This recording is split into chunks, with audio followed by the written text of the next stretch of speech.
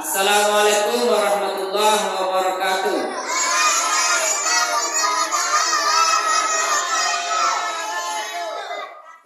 A'udzubillahi minasyaitonirrajim. Bismillahirrahmanirrahim. Nahmaduhu wa nusallimu ala rasulil karim. Allahumma shalli ala Muhammad wa ala ali Muhammad. Tambah 2 menit lewat 12 ya. Ini ketawa. Ini mak badeng bergolak, ini galak terengah repak tadi. Tu siaran terengah bersuara tambah 2 minit lah. Alhamdulillah, bersyukur kita kepada Allah Subhanahu wa taala berkat limpahan kasih dan sayangnya dan limpahan nikmatnya sehingga kita bisa hadir di tempat yang paling mulia di atas permukaan bumi ini, yaitu rumahnya Allah, di masjid kita, Masjid Nurul Hidayah Jorong Taro, untuk mengikuti kegiatan didikan subuh. Yang dimaksud dengan didikan subuh itu melatih diri kita, melatih bangun pagi. Alhamdulillah tadi pagi banyak yang hadir pagi. Biasanya 2 orang, tadilah banyak.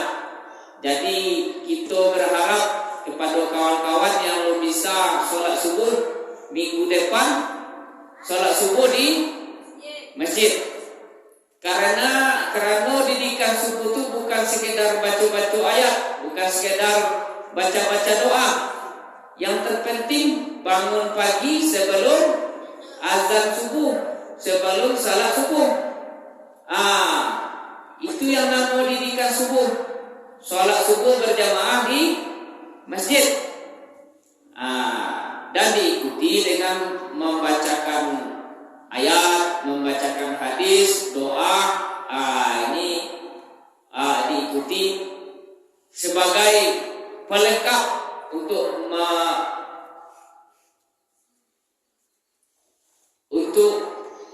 supaya amal waktu berilmu, ya nak? Ada ilmunya, ada maksud daripada amal waktu.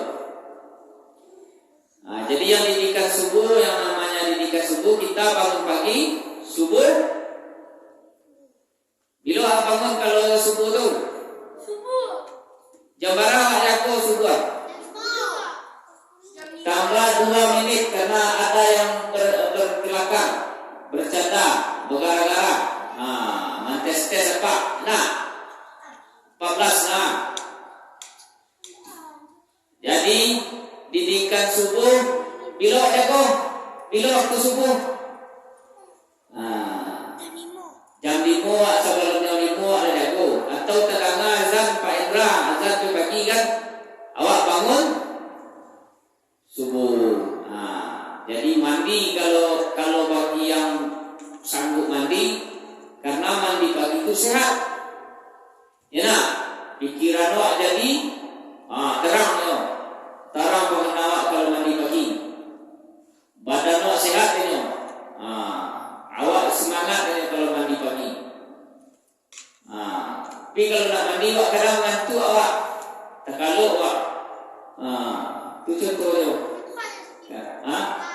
Sakit perut, boleh izin pulang, boleh izin. Silakan. Boleh izin. Nah, jadi kita bangun pagi sebelum sholat subuh. Jadi itu didikan subuh. Jadi harapan dari orang tua kita, harapannya didikan subuh itu kita semuanya sholat subuh di masjid. Kalau orang tua awak belum bangun, awak membangunkan. Hari sudah subuh, ya. Lihat terangnya subuh itu azan. Setiap subuh lihat terangnya azan di rumah. Siapa yang tak mendengar azan subuh-subuh, tunjuk tangan. Siapa yang tidak pernah mendengar azan subuh, coba tunjuk tangan. Siapa yang selalu mendengar azan subuh di rumah, tunjuk tangan.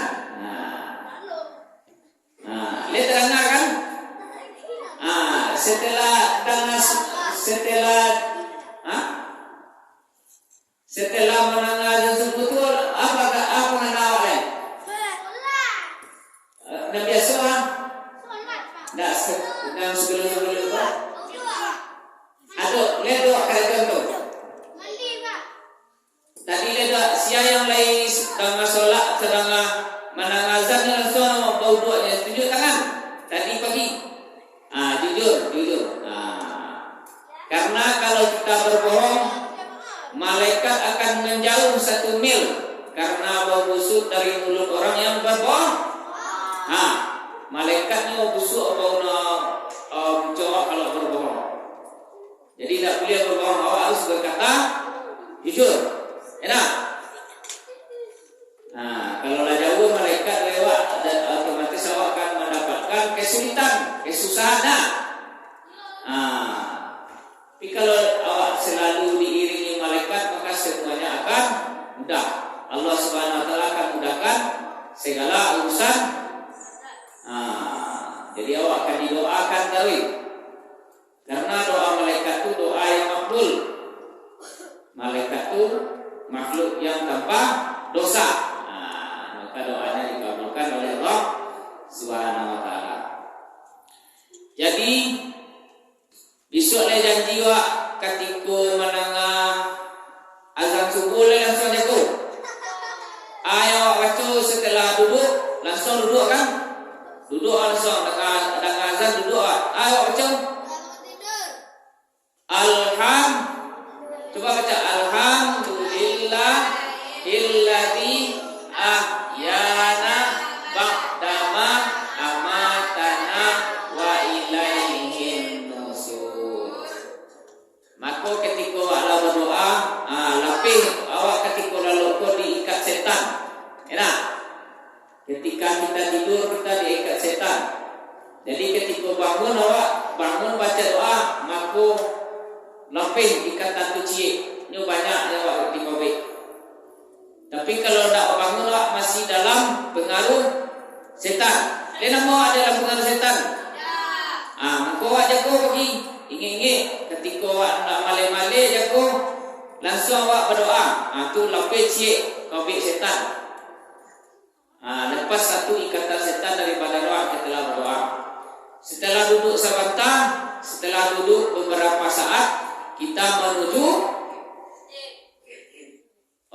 kamar mandi untuk mandi atau berwuduk. Berwuduk. Kalau kita sanggup untuk pergi ke masjid, kita pergi ke masjid. Tapi kalau tidak ada, kalau pagi-pagi subuh minggu, kita wajib pergi ke masjid untuk salat subuh. Kalau tidak kita salat di rumah. Kita salat di rumah.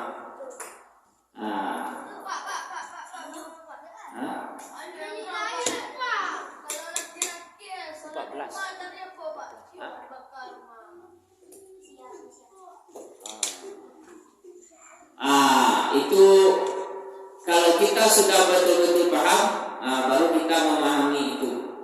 Tapi kalau bagi kita anak-anak, kita wajib sholat di rumah atau di masjid. Kalau tidak sempat ke masjid karena pagi-pagi subuh tidak ada yang mengantarkan, karena takut nanti boleh sholat di rumah. Tapi kalau subuh minggu kita wajib sholat di masjid.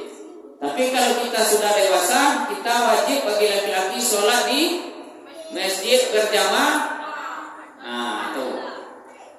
Ya. Sudah mulai tidak tertib ya. Tadi kita sudah berikrar sabar. Sabar untuk menanti. Kalau kita rasa-rasanya sakit perut karena lapar, nanti sebelum kita dirikan subuh kita sarapan dulu ya di rumah ya. Nasi. Kan ada tuh. Aduh, goreng tadi dua. Kan bisa. Gantian, izinnya gantian. Ya, kalau kita sabar ketika kecian atau waktunya. Kalau tidak sabar, tambah 2 menit. 3 menit lagi. Kita 3 menit lagi selesai. Jadi kita bersabar, tertib, tenang. Tadi kan ada yang tes apa sekali kan? Tadi 2 menit itu 2 menit itu. Kan 2, tadi 10 kan? 2 tambah 2 berapa? P. Ya. Jadi untuk minggu besok kita sholat di masjid ya. Ya, sebelum kita tidur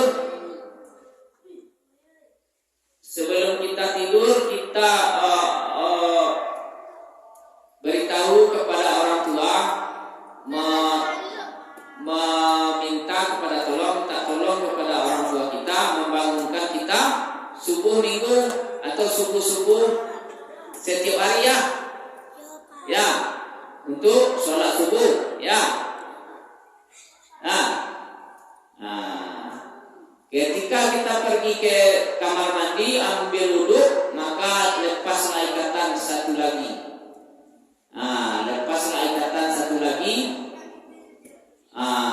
Setelah kita berwudhu, kita sholat menuju masjid, maka lepaslah seluruh ikatan setan yang mengikat kita ketika sedang tidur. Ya, jadi kita harus mengikuti mereka pakai chain tadi.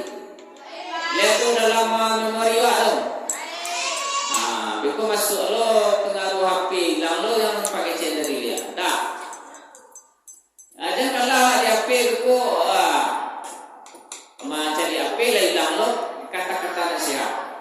Enak. Tolong di apa tadi? Kita Zidan itu Zidan.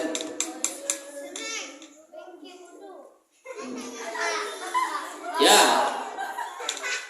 Maka salawat dan salam juga kita iringi kepada baginda Rasulullah SAW yang telah mengeluarkan kita dari alam kegelapan ke alam terang benderang berilmu pengetahuan seperti saat sekarang. Maka Alhamdulillah dulu nanti kita akan bagi tunggu dulu sebelum Bapak sebut namanya, nanti kita belum boleh ke depannya. Jadi sekian saja yang bisa Pak sampaikan. Banyak salam, mohon maaf. Wabillahi taufiq wal hidayah. Assalamualaikum warahmatullahi wabarakatuh.